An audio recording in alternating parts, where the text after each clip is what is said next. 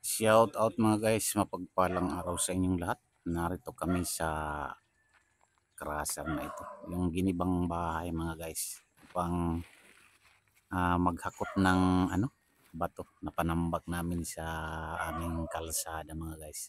Dito ito sa may area ni Nanay Siling mga guys. Ngayon sisilipin natin si Nanay Siling kung naririyan.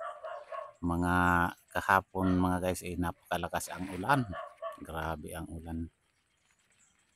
Silipin natin si Nanay. Titingnan natin kung naririyan sa kubo niya mga guys. Para makita natin. Yan, dami pang bato ito na hahakutin. Uy! Oh, no! Bakit may nakalagay dito na bawal kumuha ng bato? Uy! What? Bakit may nakapaskil dito na bawal kumuha ng bato? Aww. Ano? Tao po, Nay. Naliligo ako busing. Naliligo. Ay, sige lang, sige. Sige lang, Nay, naliligo ka pala. Eh, kung kailan nagtatag-ulan, nasa ka naliligo. Nag-ano kami dito ng bato, Nanay? Hahakot kami ng bato para panambak sa kasi tag-ulan na. Panambak sa kalsada. Wow.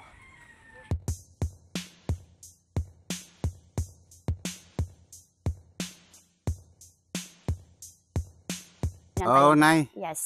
Kumusta? Maulan na ngayon Opo. Saan ka? Ano ba? Buti yung mo yan, hindi tumutulo, Nay. Oo. Yung kubo mo diyan, hindi tumutulo. Gigiba na nga ako. Ito siya, kukuha kong bato sana. Kasi kung kukuha yung barangay, kukuha din ako, kailangan kong tambakan kasi. Oo nga, Nay, kasi ito dito, tinatambak ito sa kalsada kasi nasira nga yung mga kalsada. So, opo. Kinukuha ito ng barangay, kaya nandito na naman kami. Kasi, ngayon, opo. Binisita lang kita, Nanay. Titingnan ko kung kasi malalakas ang mga ulan nung mga nakaraang. Ang dami mo ng kalakala. Oh. Ilangan lalabas na nga ako. So, yan. So, ito, mahirap nang bumaba. So, ito, nanda ako na nga. Oo. So, yan. Kasi paglagyan ko lang sa labas. Ito. Ito siya. Ano ba itong mga kalakal mo, Nay? Oo nga eh. Daming layer, Nanay so malinis naman sa taas sa lang bibiro. Ito hindi pwede kasi makukulit ang mga tao rito. So inaano ko yung So pasok ka kay Bossing.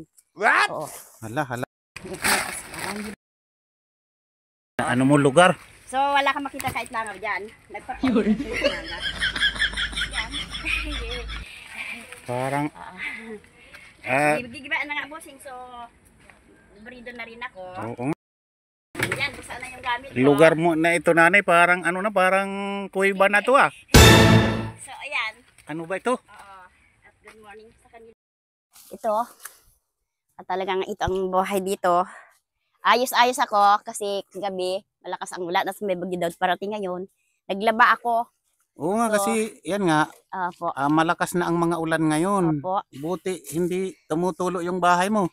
Gigibaan na nga po tapos siya, bumigay na. So, dito ako nagluluto. Grabe basa, Nanay Talaga buhay bundok dito eh. So, irinirep ako yung mga gamit ko kasi nababasa. Buti may natutulugan ka pa dito. Dyan, pero gigiba na rin. Hala. So, I think sabi ko hindi naman uubusin yung bato kasi extension ako dito kung sakasakali pa. Kasi mahirap ang ulan tuloy sa Maynila eh. Yan so nga, sabi Nanay. ko kapon sa kasamahan mo sa barangay, magtira naman kayo. I think hindi pa nalaman ng may-ari. Bakit, Nanay, Opo. nagugustuhan mo pa itong lugar na ito dito na di ka na lang talaga nagpupunyag na umuwi ka na lang ng probinsya o kita mo naman.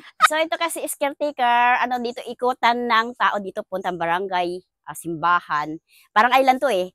So masaya dito. Then hindi ka bahain dito kasi mataas ang area na to. Wala kang problema, walang kanal. Oo, nandyan na nga tayo, Malinis Nay. tayo dito. Tapos itong lugar mo na ito. May tuluyan tayo ba? O kita mo naman, oh. Isang kasi estrapal, nilagay ko na yun kasi para hindi makapasok yung magnanakaw dito. Grabe nanay itong kalagayan Marami mo akong dito. tisa dyan. Oo, yan.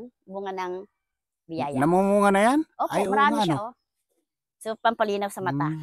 Namumunga na. Oo. So, itong area na po ito is papuntang school, simbahan, court.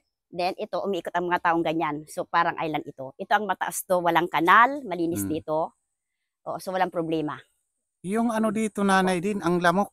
Aha. Maraming lamok dito sa lugar mo. Ang ginagawa ko tuwing umaga is may kahoy. Tapos, alas 5 is may kahoy. Ako pa usok. Practical ako nalaman ko ang pagkabuhay ng bundok. So, Wala talaga eh. pagkakamalan ka nga talagang aswang. Ito, Hindi. totoo yan, sa lugar mo na ito. Pagdating nga lang, punta ko dyan sa court. Kilala ko ng mga barangay dyan. Kasamahan mo rin. Grabe, nanay, Buhay ng bundok dito. Susanay na ako within 20 years eh. Buhay kami ni Tatay Dante dito 20 years. Ito, nay, bakit nakapadlock ito? Kasi aalis na ako, mga lakal ako. Ipinadlock mo lang. Kasi I need income talaga eh. Kasi wala akong income ngayon. So, bala ko umaga, kumain muna ako. Grabe, nanay. Oo nga, may mga ano ka pa dito, Ano mga yan? sabit-sabit na dahon. Yan ang pampalakas ko, dahon. Agoy. Talagang pagkakamalang ka nga, nanay na aswang. Totoo yan. Kasi kung hindi ka ganyan, hindi ka nabubuhay. Yun ang bantay ko sa silong. Nasa silong mga aso. Takot ang ahas dyan kasi may bantay ako.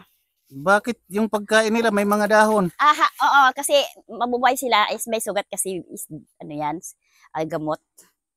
Ako, nanay, ano ba itong lugar mo na ito? So, ililagay ko na po lagi sa busing yung sako eh. So, bumibigay na siya talaga. Ito dito ang pwesto mo. Opo, yan ang tulugan ko dyan sa gilid.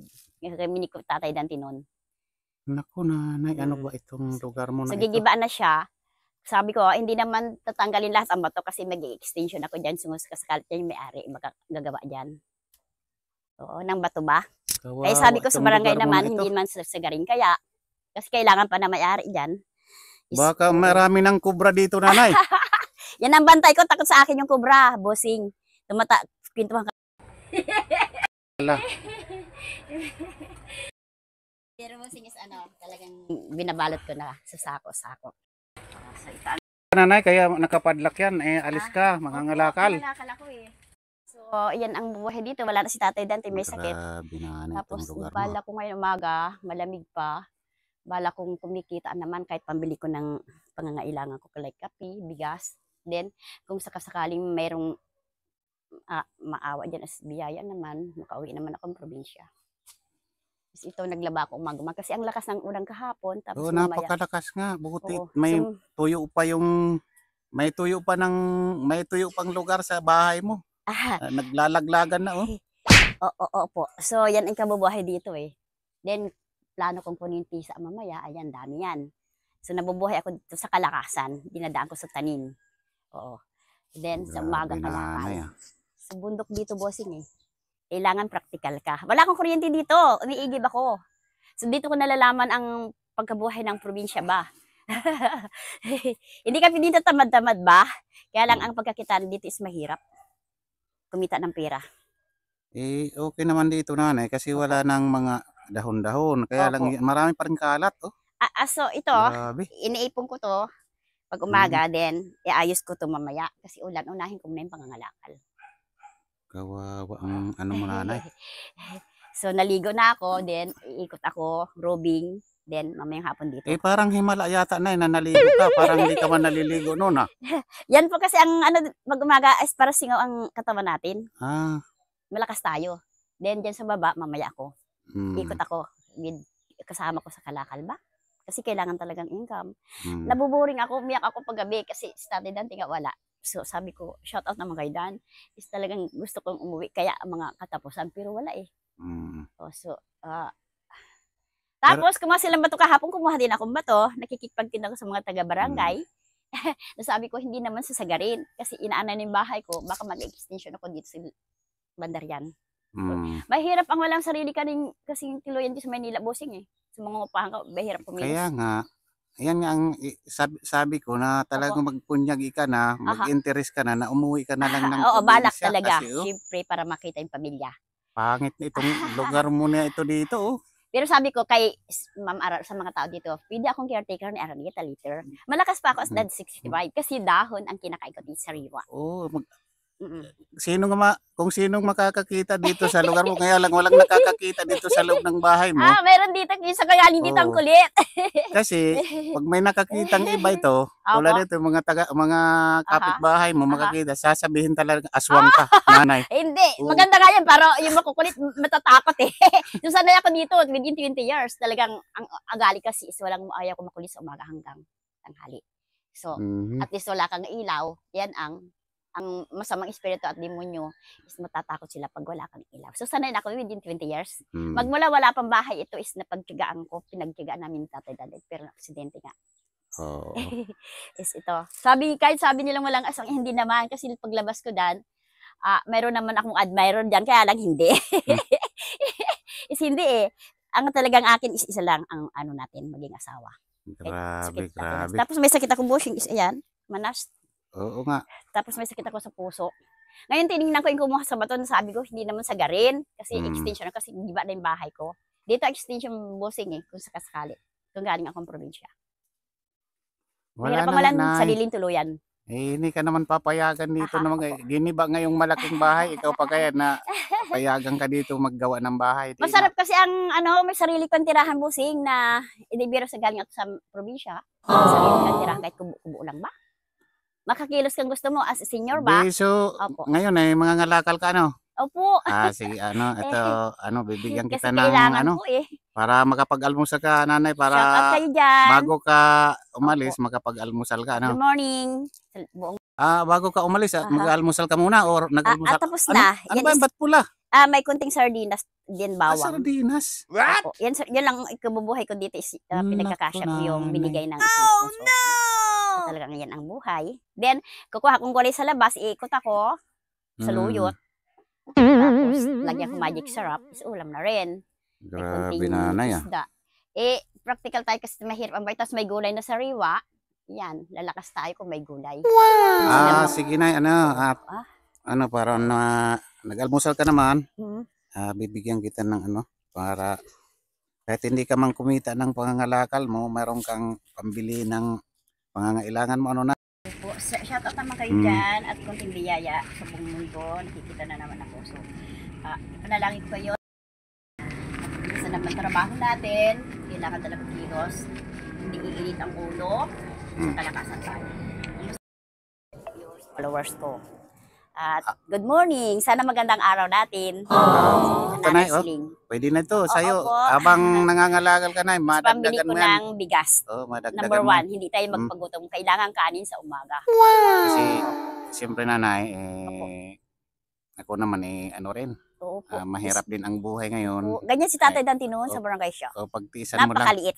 Pagtiisan mo lang itong binibigay ko sa'yo, sinaawa ko sa kalagayan mo. Pero, ngayon pag may nakakita sa'yo na ibang tao, Shout out. sasabihin na aswang ka na. Hindi ba kasi caretaker, hindi kayo maniwala. Ang caretaker, walang gwardiya yan, walang tao na hawakan. So, hindi siya aswang. At magandang makikitungo sa mga tao, ugali. Okay. Hindi ka natatakot kahit madilim. Si Lord nandyan sa harapan mo. Okay, Nay. Sige, Nay, di na ako magtatagal kasi nag-aano nga kami dyan ng bato. Opo. Di ba? Oo. Dito na ako sa labas. Sige na. Hirap ng na ito, parang, pa, May ano ka, buti ka kuya. buti ng, Plastic. hindi, meron ako doon. Oo, sige na. Excuse me kuya. Excuse me kuya. Ang hirap ng, Kasi kuya, para ng kuway bananay dito dito kuya, umakit yung mga bata. Mm. Then dyan, pumasok na bigla dito sinyo. Jesus. Buhay dito. Pero kahit isang langa busing wala Isang langaw. Oo. Yung lamok, Ayaw kung may plastic. yung lamok naman ang marami, nanay. Sus. Kahoy ang mayroon kuya. Nako. Pausap ako pag alas 5 yung binigay. Ano ba ito, nay? Sige, Nay, dito na ako, ha? Talagang spray doon si kuya. Ito, may punta kang malakas. Kasama, Hindi. binabantayan ko kasi baka mamaya.